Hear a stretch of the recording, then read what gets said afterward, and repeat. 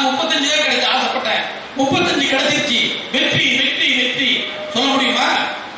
ஆக மிகப்பெரிய ஆசைப்பட்டான்னு சொன்னா அப்படி. ஆனா எல்லாருக்கும் ஆசை இருக்கு. ஒரு 5 வயசு குழந்தைய போய் கேளுங்க, என்னவாக ஆசைப்படுற? நான் கலெக்டராக ஆசைப்படுறேன். அப்படியே வரும், படிப்படியா வரும். காலேஜ் முடிக்கிற பையனை போய் நீ என்னவாட ஆக போறன்னு கேள்வி பாருங்க. நான் என்னவா போறேன்னு எனக்கே தெரியல சார். என்ன காரணம்? அதுக்கும் வள்ளுவர் சொல்லிருக்காரு, எண்ணிய எண்ணியாக எய்துவ எண்ணிய திண்ணியராக தெரியும் சொல்லிருக்காரு. உன்னுடைய எண்ணத்தில் உறுதிகள் இருந்தால் நீ எப்பவும் ஜெயிக்க முடியாது. எண்ணிய எண்ணியாக எய்துவ, நீ என்ன நினைக்கின்றாயோ நினைத்தது போல வெற்றி கொள்ள முடியும். எப்ப வெற்றி கொள்ள முடியும்? எண்ணிய திண்ணியராக தெரியும். உன்னுடைய எண்ணத்திலே உறுதியாக இருந்து அதற்காக பாடுபட்டால் மிக நிச்சயமாக உன்னால் மிகப்பெரிய வெற்றி அடைய முடியும்னு அழகா வள்ளுவர் சொல்லிருக்காரு. சரிங்க சார், கண்டிப்பா முயற்சி பண்ணா வெற்றி கிடைக்குமா? அழகா இன்னொரு திருக்குறள் தம்பி சொன்னா அப்படி. வள்ளுவர் நீங்க புரிஞ்சுக்கணும் என்ன நுணுக்கம் வச்சிருக்காருன்னு சொல்லி. உலகத்தினுடைய ஆகப்பெரிய சக்தி என்னது? கடவுள்னு சொல்றோம். உலகத்திலேயே மிகப்பெரிய சக்தி கடவுள் தான். அதுக்கு மிச்ச சக்தி இல்லைன்னு சொல்றோம். கடவுள் நாத்திகரா ஆத்திகரா? நமக்கு எல்லாரும் தெரியும் மிகச்சிறந்த ஆத்திகர். ஏன்னா முதல் அதிகாரமே என்னது? கடவுள் வாழ்வு தான். அப்ப கடவுளை நம்புகிறது ஒருத்த வள்ளுவர். ஆனால் அப்படிப்பட்ட வள்ளுவர் சொல்லுகிறார், தெய்வம்தான் ஆகாதெனினும் முயற்சி தன் மெய்வருத்த குடிதர்னு சொன்னா அப்படி. அந்த தெய்வத்தினாலேயே ஆகாம போனா கூட முயற்சி தன் மெய்வருத்த குடிதர்னு சொன்னாரு. நீ செய்கின்ற முயற்சி, உன்னுடைய உழைப்பு, உன்னுடைய மெய்வருத்த குடிதரும். எவ்வளவு உழைக்கின்றாயோ, எவ்வளவு முயற்சி செய்கின்றாயோ, அந்த முயற்சி கேட்ட வெற்றி உனக்கு கிடைக்கும் சொல்றாரு. அந்த வார்த்தையை கவனிக்கணும். மெய் வருத்த கூலி தரும். எவ்வளவு வருத்தி கொள்கிறாயோ அவ்வளவு கூலி கிடைக்கும். கொஞ்சமா வருத்திக்கிட்டா கொஞ்சமா கூலி கிடைக்கும். நிறைய வருத்திக்கிட்டா நிறைய கூலி கிடைக்கும். எவ்வளவு நுணுக்கமான செய்தி வள்ளுவர் வச்சிருக்காரு பாருங்க. மெய் வருத்த கூலி, அதான் கவிஞர் சொல்றோம். இந்த கடவுளாலே முடியாமல் போனால் கூட நீ எவ்வளவு உழைக்கின்றாயோ, எவ்வளவு முயற்சி செய்கின்றாயோ, எவ்வளவு பாடுபடுகின்றாயோ அந்த அளவுக்கு உனக்கு மிகப்பெரிய வெற்றி கிடைக்கும் அழகா சொல்லிருக்காரு. இதான் வள்ளுவர். உலகத்தில் எத்தனையோ கவிஞர்கள் இருக்கலாம். எதை சொன்னாலும் மிக நுணுக்கமாக சொன்னது யாருன்னா வள்ளுவர் மட்டும்தான். தப்பு செய்யாதுன்னு சொல்லல, குற்றமற்றவனா இருன்னு சொல்லல. இப்ப நான் இருக்கேன், நான் தப்பு செய்யாதவனா இருக்கணும் அப்படின்னு எப்படி? பழனிசாமி சார் தெரியாம தப்பு செய்யாதவனா? நான் செய்யற தப்பு அவருக்கு தெரியாது, அப்ப நான் நல்லவனா? முருகேசன் சாருக்கு தெரியாது, அப்ப நான் நல்லவனா? ஐயா சிட்டி பாபா எனக்கு தெரியாது, அப்ப நான் நல்லவனா? எப்ப நான் நல்லவன்? மனத்துக்கண் மாசினாதல் அனைத்தரன் ஆகுற நேரத்தில் சொன்ன அப்படி. மனத்துக்கண் மாசினாதல், நான் நல்லவனா கெட்டவனா திருடனா யோகிக்கிறாங்கிறதுலாம் யாருக்கு தெரியும்? என்னுடைய மனசுக்கு மட்டும்தான் தெரியும். உலகத்தில் வேற யாருக்குமே தெரியாது. அதனால மனத்துக்கண் மாசினாதல் அனைத்தரன் ஆகுற நேரத்தில், மற்றது எல்லாம் சும்மா வேறு ஆகவாரன்னு சொல்றாரு. இந்த இவ்வளவு நுணுக்கமான செய்திய உலகத்தில் யாரா சொல்லிருக்காங்க போய் பாருங்க. அது இன்றைக்கு சொல்லல, 2000 ஆண்டுகளுக்கு முன்னாடி சொல்லிருக்காரு. இன்றைக்கு நேரத்துல அறிவு விருட்சமா இன்னைக்கு வளர்ந்துட்டு இருக்கு. சின்ன குழந்தை கூட பெரிய அறிவோடு இருக்கு. ஆனா 2000 ஆண்டுகளுக்கு முன்னாடி உலகத்துல ஒருத்தன் சொல்றான்னா கற்பனை பண்ணி உங்களால பார்க்க முடியாது. எல்லாரும் பொய் பேசாதன்னு சொல்லுவாங்க, அப்படித்தானே? பொய் பேசாதப்பா, நல்லது இல்ல, உண்மையை பேசுப்பான்னு சொல்லுவாங்க. ஆனா வள்ளுவர் மட்டும்தான் சொன்னாரு, தன்னெஞ்சு அறிவது பொய் இருக்க, பொய்த்த பின் தன்னெஞ்சே தன்னை துடும்னு சொன்னாரு. எப்படி பொய் பேசக்கூடாதான்? தன் நெஞ்சு அறிவது பொய் இருக்க, உன் மனசு அறிய, உன் நெஞ்சு அறிய பொய் பேசாத. அப்படி பொய் பேசினா நான் பொய் பேசுறேன், உங்களுக்கு உண்மையா பொய்யான்னு தெரியாம இருக்கும். நீங்க ஒத்துக்குவீங்க, பாரு சார் வர அப்படி பொய் பேச மாட்டேன், நீங்க நம்ப கூட இருக்கலாம். ஆனா தொடர்ந்து பொய் என்று யாருக்கு தெரியும்? எனக்கு தெரியும். என்னுடைய நெஞ்சு என்ன உருத்தம்? ஆகா, நம்மளை நம்பி நம்ம கூப்பிட்டுருக்காங்க, நம்ம பேசுறோம், ஒரு பொய் பேசிட்டோமே அப்படின்னு ஏன் நெஞ்சு என்ன உருத்தம். அதனாலதான் தன்னெஞ்சு அறிவது பொய் இருக்க அப்படின்னு சொன்னாங்க. எல்லாரும் திருடாதுன்னு சொல்லுவாங்க, திருடாதே ரொம்ப தப்புன்னு சொல்லுவாங்க. ஆனா வள்ளுவர் மட்டும் தான் சொன்னாரு, உள்ளத்தால் உள்ளலும் தீதே பிறன் பொருளை கள்ளத்தால் கல்வேன் சொன்னா அப்படி. உள்ளத்தால் உள்ளலும் தீதே, ஒரு மனசாலே நினைக்கிறது தப்புறாங்க அப்படி. பிறன் பொருளை கள்ளத்தால் கல்வேன், அடுத்த பொருளை எடுத்துக்கலாம்னு சொல்லி உன் மனசுல நினைக்கிறது மிகப்பெரிய திருட்டுலான்னு சொல்ற அப்படி. வேற யாராவது சொல்லிருக்காங்களா? இப்ப நம்ம ஆன்மீகம் என்ன நினைக்கிறோம்? ஆன்மீகம் என்ன? ஊருக்கு ஒரு தொடுப்பு வச்சுக்கிறது, அதான் ஆன்மீகம் நினைச்சுட்டு இருக்கோம். இந்த ஊர்ல ஒண்ணு, அந்த ஊர்ல ஒண்ணு, இந்த ஊர்ல ஒண்ணு தொடுப்பு வச்சுக்கிட்டா நம்ம பெரிய ஆன்மா நினைச்சுட்டு இருக்கோம். ஆனா வள்ளுவர் என்ன சொல்றாரு? பிறன்மனை நோக்கா பேராண்மைங்கிறார். எவன்டா மிகப்பெரிய ஆன்மன்னா? பேராண்மை கொண்டவன் எவன்டான்னா பிறன்மனை நோக்காதவன், அடுத்தவன் மனைவி ஏறெடுத்து பார்க்காதவன் எவனோ அவன் தான் பேராண்மை கொண்டவன் சொல்றாரு. உலகத்தை எவனா சொல்றானா? பிறன்மனை நோக்கா பேராண்மை. வள்ளுவர்லாம் நீங்க ரசிக்கணும், கொண்டாடணும். மாணவ செல்வங்களுக்கு தான் சொல்றேன், தயவு செய்து மதிப்பீட்டுக்காக படிக்காதீங்க. எனக்கெல்லாம் உள்ள கோபம் ஆத்திரம் என்னன்னா, பள்ளிகள்ல திருக்குறளை வெறும் 2 மதிப்பெண்களுக்காகவே நடத்தி குட்டிச்சோறு பண்ணிட்டு இருக்கோம். மதிப்பெண்ணுக்காக இல்ல. எல்லாரும் அந்த தலைப்பு முதல்ல கொடுத்திருந்தாங்க, வாழும் வள்ளுவம்னு சொல்லி. அது வாழும் வள்ளுவம் இல்ல, அது வாழ்ந்துட்டு தான் இருக்கு. 2000 ஆண்டுகளுக்கு முன்னாடி வாழ்ந்துட்டு இருக்கு. வாழ வைக்கும் வள்ளுவம், அது வாழ வைக்கக்கூடிய வள்ளுவம். எல்லாரும் சொன்னாங்க, பிரதமர் மோடி அவர்கள் எங்க போறான்னு சொல்றாருன்னு. இந்திய பட்ஜெட்ல படிக்கிறாங்க, வரவு செலவு படிக்கும் பொழுது உடனே சொல்றாங்க, உடனே நம்மால சொல்றாங்க பெருமையா, நம்ம பிரதமர் பேசுறாரு பாத்தியா, நம்ம நிதியமைச்சர் சொல்றாங்க பாத்தீங்களா, இயக்கலும் ஈட்டலும் காத்தலும் காத்த வகுத்தலும் வல்லது அரசுன்னு சொல்றாங்க. பட்ஜெட் முன்னாடி தான் படிப்பாங்க. இயக்கலும் ஈட்டலும் காத்தலும் காத்த வகுத்தலும் வல்லது அரசு, பட்ஜெட் முன்னாடி திருக்குறள் சொல்றாங்க. திருக்குறளை சொல்றாங்க பெருமையா சொல்றோம். திருக்குறளை தவிர வேற எதையும் சொல்ல முடியும் பெருமையா? உலகத்தில் எந்த மொழியிலாவது ஒரு நாட்டுக்கு இலக்கணம், ஒரு அரசாங்கத்துக்கு இலக்கணம் யாரும் சொல்லிட்டாங்களா?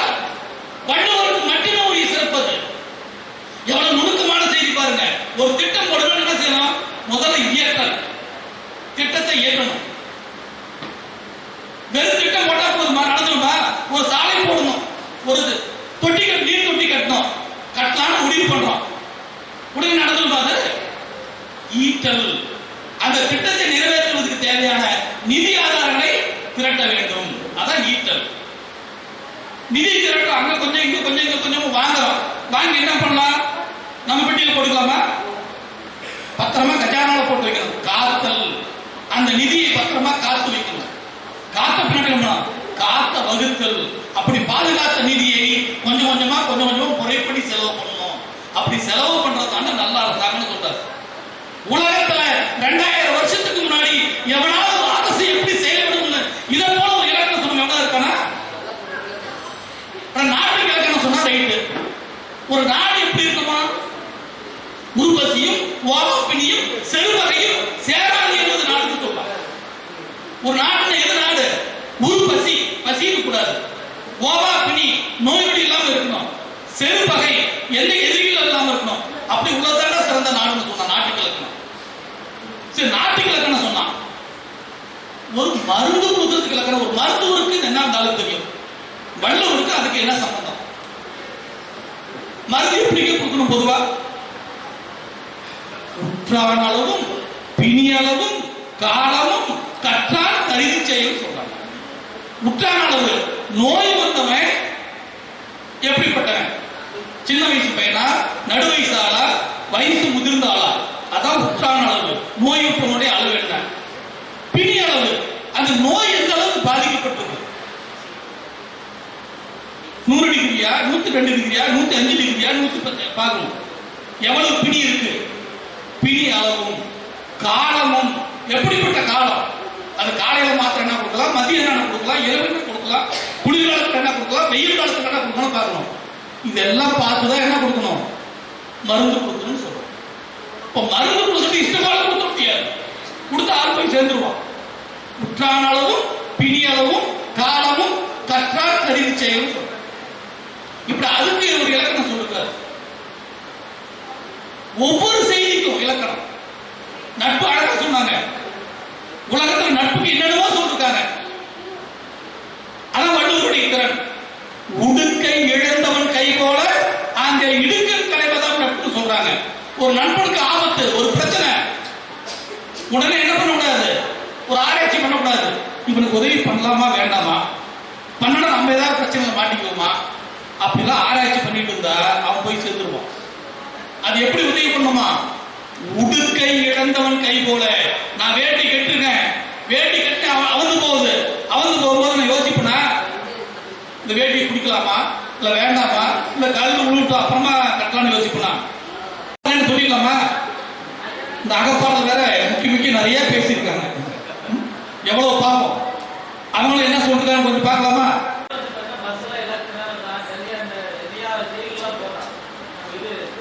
ஆமாங்க ஆமாங்க.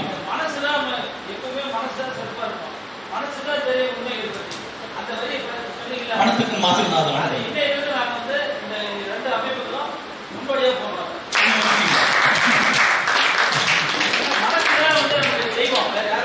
மகிழ்ச்சிங்க மனத்துக்கண் மாசிலனாலும் அனைத்தவன் ஆகுடன் இறப்பில. சரிங்க.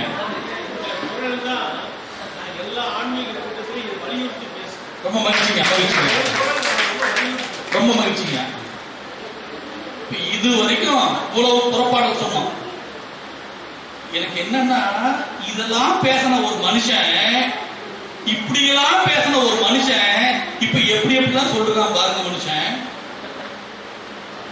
யான் நோக்கும் காலம் இளநோக்கும், நோக்காக்கால் தான் நோக்கி மெல்ல நகுங்கிறான். காதலன் காதலியை பார்க்கிறான். யான் நோக்கும் காலை நான் பார்க்கும் பொழுது அவன் நிழல் நோக்கும், அவ அப்படி குனிஞ்சு மண்ணை பார்க்கிறான். நோக்காக்கால் நான் பார்க்காதப்ப தான் நோக்கி மெல்ல நகும், நான் பார்க்காத போது அவள் என்னை பார்த்து வெட்கப்பட்டு சிரிக்கின்றாள் அப்படின்னு சொல்றாங்க. எங்க மாதிரி யூத்துக்கு தான் தெரியும், தெரியாது. தலைவன் பார்க்கும் போது தலையை வெட்கப்பட்டு குனிஞ்சுக்கிறான். தலைவன் பார்க்காதப்ப தலைவி பார்த்து என்ன பண்றா, வெட்கப்பட்டு சிரிக்கிறா. கண்ணதாசன் அருமையா வாழ்க்கை படம் என்ற படத்தில் எழுதியிருப்பாங்க.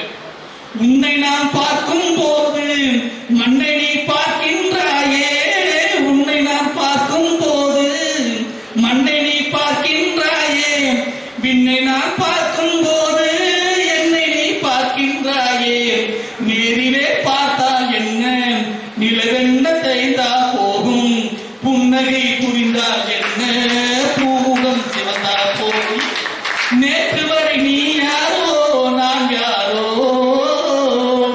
இன்று முதல் நீ வேறோ நான் வேறோ, காணும் வரை நீ எங்கே நான் எங்கே, கண்ட பின்பு நீ எங்கே நான் அங்கே, உன்னை நான் பார்க்கும் போது மண்ணை நீ பார்க்கின்றாயே, விண்ணை நான் பார்க்கும் போது என்னை நீ பார்க்கின்றாயே, நேரிலே பார்த்தால் என்ன நிலவென்ன தேய்ந்தா போகும், புன்னகை புரிந்தால் என்ன பூமுகம் சிவந்தா போகும், நேற்று வரை நீ யாரோ நான் யாரோ, இன்று முதல் நீ வேறோ நான் வேறோ, காணும் வரை நீ எங்கே நான் எங்கே, கண்ட பின்பு நீ எங்கே நான் எங்கே. குறுந்தொகையில் அழகாக பார்த்துக்கோ. யாயும் யாயும் யாராகியரோ எந்தையும் நுண்ணையும் எம்முறை கேடு, ஞானியும் நீயும் எவ்வழி எரிதும் செம்புழுப்பையில் நீர் போல அன்புடைய நெஞ்சம் தான் கலந்தவர்கள் சொல்லுவாங்க குறுந்தொகை பாட்டு. யாயும் யாயும் யாராகியரோ, எங்க அம்மா யாரோ உங்க அம்மா யாரோ, எந்தையும் நுண்ணையும் எம்முறை கேள்வி, எங்க அப்பாவுக்கு உங்க அப்பாவுக்கு எந்த சொந்தமும் கிடையாது, ஞானம் நீயும் எவ்வளி எரிதும் உனக்கு எனக்கு எந்த தொடர்பு இல்லை, நம்ம பார்த்துக்காத வரைக்கும்.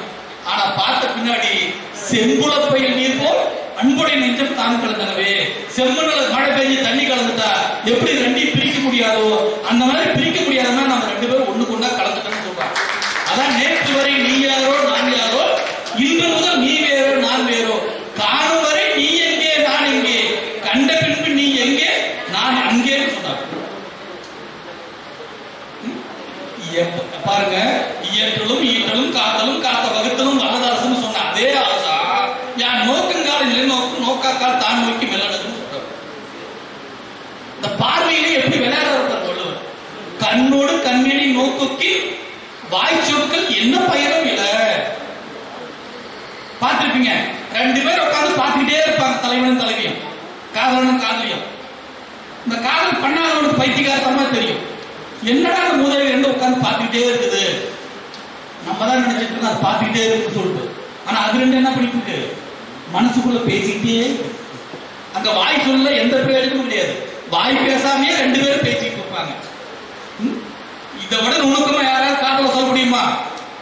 அழகா ஒரு திரைப்பாடல் இருக்கு, பார்வை ஒன்றே போதுமே பல்லாயிரம் சொல் வேண்டுமா, பார்வை ஒன்றே போதுமே. பார்வை ஒன்றே போதும், நிறைய பேச தேவையில்லை. பண்டிகை நடந்து பார்த்திருப்பீங்க, மிகப்பெரிய மாரியம்மன் திருவிழா, ஆயிரக்கணக்கான பேர் உட்கார்ந்துட்டு இருப்பாங்க. காதலுடன் காதலியா அங்க இருப்பான் இவன், இங்க இருப்பான் இவன். ரெண்டு பேரும் ஏதோ பார்க்காத நமக்கு தெரியும். அத்தனை பெரிய கூட்டத்துல இவங்க ரெண்டு பேரும் பார்த்துக்கிறது யாருக்குமே தெரியாது. யாருக்கு மட்டும்தான் தெரியும், அவங்க ரெண்டு பேருக்கு தான் தெரியும். ஏதிலார் போல பொது நோக்கு நோக்குதல் காதல் கண்ணே உடனே சொல்ல முடியும். ஏதிலார் போல வேற யாரோ மாதிரி ரெண்டு பேரும் பார்த்துக்குவாங்க. அப்படி பார்க்கறவங்க தான் காதல்னு சொல்லுவாங்க. ஒரு பார்வைக்கு எவ்வளவு நுணுக்க வச்சிருக்காரு பாருங்க, அவ்வளவு நுணுக்கமா சொல்ல முடியும். இரு நோக்கு இவன் கண் உள்ளது, ஒரு நோக்கு நோய் நோக்கு, ஒன்று அந்நோய் மருந்துங்கிற. அப்படி இவ பார்வையில ரெண்டு விதம் இருக்கு. ஒன்னு நோய் தரக்கூடியது, இன்னொரு பார்வை அதுக்கு மருந்தா இருக்கக்கூடியதுன்னு சொல்லுவோம். அப்படி ஒரே பார்வைதான், அந்த பார்வையே நோயை கொடுக்கும், அந்த பார்வையே அதுக்கு மருந்தாக இருக்குன்னு சொல்லி வள்ளுவர் சொல்றாரு. இன்னும் நுணுக்கமா ஒரு ஆழமான செய்தி கல்யாணம் ஆணையங்களுக்கு தெரியும். என்னதான் மனைவி கூட இன்பமா குடும்பம் நடத்தினாலும் ஒரு சண்டை போட்டு 2 நாளைக்கு பேசாம வந்துட்டு 3வது நாள் பேசிக்கும் பொழுது ஒன்னா சேரும் பொழுது ஒரு மகிழ்ச்சி இருக்கு, அது உலகத்துல மிகப்பெரிய மகிழ்ச்சி. சந்தோஷமாக சண்டை போடாம இருந்தா அது எந்த மகிழ்ச்சியும் கிடையாது, சுவையில்லாம போகும். இந்த இத்தனை நோய்க்கு மருந்து சொன்ன எல்லா வள்ளுவனும் எப்படிப்பட்ட ஆளு, அதே ஆள் சொல்றாரு. எப்படி வள்ளுவர் வந்து ஆவல ஆரம்பிச்சு நகரத்தை முடிப்பார். முதல் திருக்குறள் அகர முதல எழுத்தெல்லாம் ஆவல ஆரம்பிக்கும், கடைசி எழுத்து நமக்கு தமிழ்ல நான் சொல்றோம்.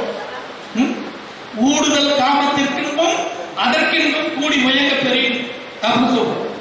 ஊடுதல் காமத்திற்கின்பம் அதற்கின்பம் கூடி முயங்க பெரியன். ரொம்ப நுணுக்கமான செய்தி படிங்க, தயவு செய்து இன்பத்தப்பான படிங்க. வள்ளுவர் உண்மையாகவே சொல்ல போனால் மிக மிக நுணுக்கமாக அருமையாக அற்புதமான காதல் செய்திகளை எல்லாம் குடும்ப செய்திகளை எல்லாம் சொல்லிருக்காரு. எல்லாம் சொன்னாங்க, குழையிடுது யாழிடுது என்ப தம் மக்கள் மனநிலை கேளாத சொல்லிட்டு குழந்தையுடைய பொருளை கேட்கிற இன்பம் இருக்க மிகப்பெரிய இன்பம். அழகா சொல்வாரு, இந்த குழந்தை எல்லாம் சாப்பிட்டு கையை உழைப்பு வச்சிருக்கோம், அந்த உழைப்பு வச்ச சோறுக்குது இல்ல, அது அமிழ்ந்து சமக்கிறாப்பு. நம்ம குழந்தை பழைப்பு வச்ச சோறு தான் அமிழ்தமே, அது அடுத்தவங்களுக்கு சாப்பிட பிடிக்காது. ஆனா நம்ம குழந்தை வச்சது அடுத்த குழந்தை பழைப்பு வச்சிருந்தா நமக்கு எப்படியோ இருக்கும். ஆனா நம்ம குழந்தை பழைப்பு வச்சிருந்தா சந்தோஷமா சாப்பிடுவோம். இப்படி அருமையான செய்திகளை சொல்லிருக்காரு. அகப்பாடு இன்னும் நுணுக்கமா சொல்லிருக்காரு. அப்ப தீர்ப்பு என்ன சொல்றது, 2 பேரும் தான் சொல்லிடலாமா, பிரச்சனையே இல்லை. இந்த பக்கம் இந்த பக்கம் தராசு சரியா இருக்குது அப்படின்னு சொல்லிடலாம். ஆனா என்னை பொறுத்தவரை இந்த தீர்ப்பு வந்து மாறுதலுக்கு உட்பட்டது.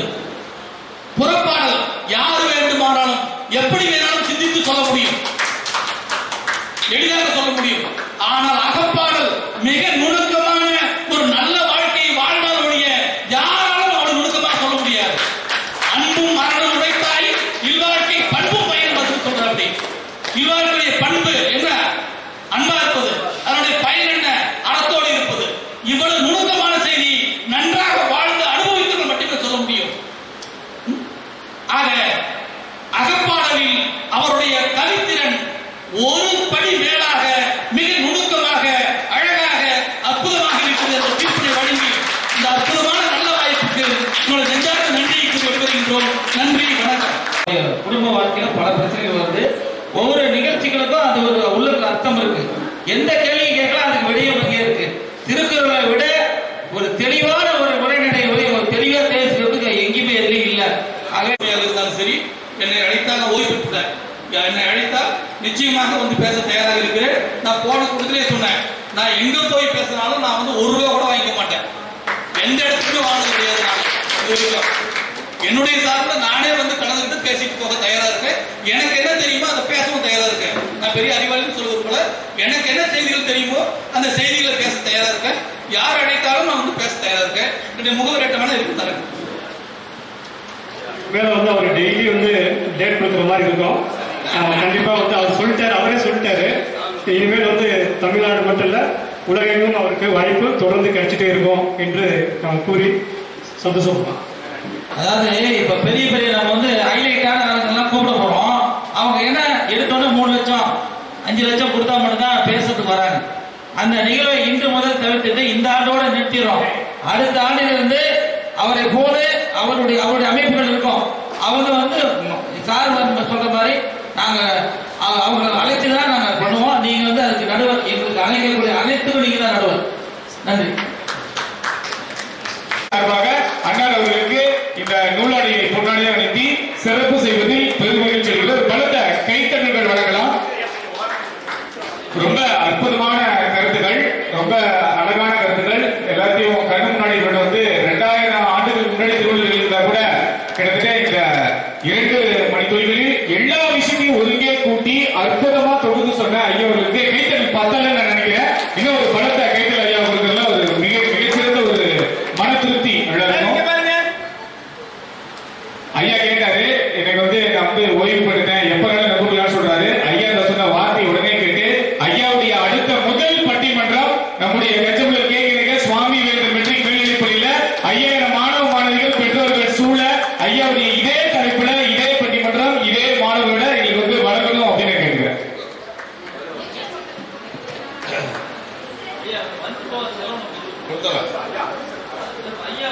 தற்பொழுது இந்த பட்டிமன்றத்தில் பேசிய குழந்தை செல்வங்களுக்கு நமது பள்ளியின் சார்பாக நினைவு பரிசு வழங்கும். அதே மாதிரி நம்முடைய சேலம் மாவட்டத்தில் முதுகலை ஆசிரியருடைய அந்த ஆசிரியர் தலைவராகவும் ஐயா இருந்துட்டு இருந்தாரு. ஆனா ஐயா வந்து ஒரு கெமிஸ்ட்ரி ஆசிரியர். ஆனா ஐயாவுடைய தமிழ் புலமே தமிழ் திருவள்ளுவர் மேல வச்ச அக்கறை பார்த்து நம்ம ஆச்சரியப்போம். ரொம்ப நன்றி ஐயா. ஆனா பணம் வாங்கிட்டு பேசுறீங்க வந்து உணர்வுபூர்வமா இருக்காது. பணம் வாங்காத பேசுறது மட்டும்தான் உணர்வுபூர்வமா பேசுறீங்க. ஐயா வந்து ஒரு பணமே வேண்டாம், எனக்கு வந்து இந்த மாதிரி ஒரு என்னுடைய மக்கள் அந்த செய்தி மக்கள் கொண்டு சேர்த்தது ரொம்ப அற்புதமான விஷயம். அதனால எங்க பள்ளிக்கு ஐயா வந்து எங்க குழந்தை செல்வங்களுக்கு கண்டிப்பா உங்களுடைய அறிவுரையோ குறிப்பா அந்த திருக்குறள் சார்ந்த ஒரு நல்ல விழிப்புணர்வை ஏற்படுத்தணும்னு கேட்டுக்கிறேன். அதுல குறிப்பா அந்த மதுவை பத்தி ஐயா நம்ம பேசுற விஷயம் ரொம்ப நல்லா எங்களுக்கு சிறப்பா இருந்துச்சு. இந்த குழந்தை பேரு இல்லாம இருக்கிறதுக்கு ஒரு பெரிய காரணம் அந்த குடிப்பழக்க வழக்கங்கள்லாம் இருக்கு அப்படிங்கிற ஒரு விழிப்புணர்வு ஐயா சொன்னாரு. அதெல்லாம் குழந்தை செல்வங்களுக்கு நம்ம கண்டிப்பா நம்ம தரணுங்கிற தேவை நம்மளுக்கு இருக்கு. அதே மாதிரி வள்ளுவர் வாசிக்கிற நான் பேர் எதுக்கு வச்சாலும் உண்மையாவே ஏதோ எதார்த்தமா வச்சிருப்பான்னு நினைச்சிருந்தோம். உண்மையா எனக்கு தெரியாது. ஆனா இவ்வளவு ஒரு ஈடுபாடு இப்ப நாங்க எப்படி சுவாமி விவேகானந்தர் பேர்ல அவருடைய கருத்தின் பேர்ல எங்களுக்கு ஈடுபாடு உண்மையான ஆர்வத்தெல்லாம் உடம்புபூர்வம் வச்சோம். அது எங்களுக்கு ஓய்வு கொடுத்துருக்கு. அதே மாதிரி ஐயா வந்து வள்ளுவர் வாசிக்கிற பேரை உணர்வுபூர்வமா பண்ணிருக்கிறாரு அப்படிங்கிறதுக்கு நம்ம அனைவரும் சார்பாக நன்றிகளை வாழ்த்துக்களை ஐயாவுக்கு தெரிவித்துக் கொள்கின்றோம். அடுத்து ஒரு கெமிஸ்ட்ரி ஆசிரியர் இவ்வளவு பெரிய ஒரு தமிழ் ஆர்வமா அப்ப யாராலும் படிக்கணும், வேற எந்த படிப்பதாலும் தமிழுக்கு அந்த ஆர்வத்துக்கு எந்த ஒரு தடையும் இல்லைங்கிற விஷயத்தையும் சொல்லியிருக்கிறாரு. அதே மாதிரி எங்க பள்ளிக்கு ஐயா வந்து எங்க குழந்தைகளுக்கு 1 வருஷம் இல்ல தொடர்ந்து ஐயாவுடைய வழிகாட்டுதல் எப்பயுமே வேணும். 1000 நிமிஷம் வேணும். நம்ம பரிசீம் அண்ணா மாரி நம்ம ரெய்னாடெக்ஸ் அண்ணா மாரி நம்ம எம்ஆர்வி அண்ணா மாரி நீங்க உறுதுணையா இருக்கணும். இந்த நேரத்துல நம்ம பரிசீம் ஐயா நம்ம ஐயா மாரி நம்ம பாருங்க நம்ம ஐயா வடிவத்துறை ஆணையாளர் வரணும்னு கேட்டுக்கிறேன் ஐயா. நன்றி. அதே மாதிரி ஊர்ல பொதுவாக பண்டிகைலாம் இருக்கீங்களா, பண்டிகையும் பட்டிமன்றம் பாட்டு மன்றம் நடத்தும். இன்னிசை பாட்டு பட்டிமன்றம்னு இசை குழுவோட திரைப்பட பாடல் நாட்டுப்புற பாடல் எல்லாம் கலந்து நிகழ்ச்சி நடத்திட்டு இருக்கோம்.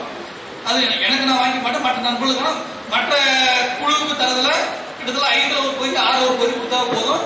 3-4 மணி நேரம் 5 மணி நேரம் ரொம்ப சிறப்பா நல்லா செஞ்சு கொடுப்போம். பண்ணிட்டு இருக்கோம். நாங்க வழக்கமா வாய்ப்பு கொடுத்தா நாங்க பண்ணித்தரோம். அதாவது இப்ப வருங்காலம் வந்து எப்படின்னா இன்னிசையோட கலந்து சொன்னாதான் புரியுது. அதனால அந்த பாடல்கள்லாம் எம்ஜிஆர் பாடல்னு சொல்லுவாங்க, அதுல ஜனங்களுக்கு வேகமா புரியும். ஆகவே இன்னிசை பாட்டு மன்றத்தை வந்து இன்னும் பண்ணாருன்னா இன்னும் சிறப்பா இருக்கும். இன்னிசை இல்லாம அழகா பாடுறாரு, எல்லா குரல்லையும் பல குரல் மன்னர்களும் பேர் கூட வைக்கலாம். ஆகவே இவங்க இன்னிசையோட கலந்து கொடுத்தா இன்னும் சிறப்பா இருக்கும்னு நிறைய பட்டிமன்றத்தை பார்க்கல. நீங்க சொன்னதுனால உங்களுடைய பட்டிமன்றம் நம்ம வந்து இன்னிசை பாட்டு மன்றத்தோட நம்ம அரங்கேற்றிடுவோம். நன்றி. இந்த நிகழ்ச்சியில் வந்து இந்த பாரா ஒலிம்பிக் போட்டியில் வந்து இன்டர்நேஷனல் லெவலில் ஏற்கனவே கோல்டு மெடல் வாங்கின மாணவன் மீண்டும் ஆசிய ஒலிம்பிக் போட்டியில் வந்து செல்வதற்கு நிதி உதவி கேட்டிருந்தார்.